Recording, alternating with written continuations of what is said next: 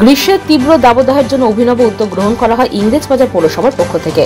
পৌরসভার যে সমস্ত পৌরকর্মী বন্ধু কনজারভেন্সি হেভিকলস, street light, water workers, municipal traffic সহ যারা অন্যান্য দপ্তরে আউটডোরে ডিউটি করেন তাদের প্রত্যেককে শনিবার সকালে ইংরেজবাজার পৌরসভা ভবন প্রাঙ্গণ থেকে গ্লুকন-ডি টুপি দেওয়ার উদ্যোগ গ্রহণ করা হয়।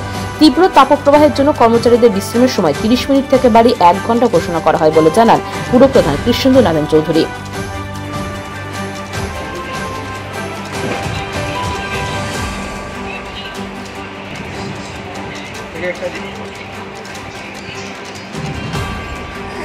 প্রচণ্ড তাপপ্রবাহ, তার মধ্যেও আমাদের কর্মচারীরা নিজের জীবনের বাজি রেখে রাস্তা পরিষ্কার করা, লাইট, জল, কনজারভেন্সির কাজ করছে।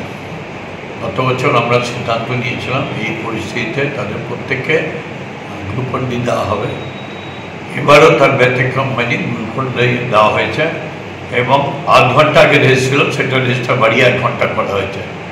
আমরা চাই না এই পরিষেবার সার্ভিস দিতে তার কারো মৃত্যুর কোলে ঢুলে পড়বে।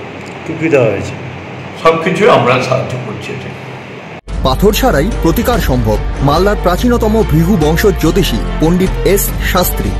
দাম্পত্য সমস্যা, বিবাহে বাধা, ব্যবসায় অবনতি, পরীক্ষায় অকৃতকার্যতা, ভাগ্য গণনা, গোষ্ঠী বিচার, ঠিকুচি গোষ্ঠী এবং মৃত্যু ছাড়া সকল সমস্যার সমাধানের জন্য যোগাযোগ করুন জগদম্বা জ্যোতিষ কেন্দ্র, বিবেকানন্দ স্কুলের পাশে, মালদা।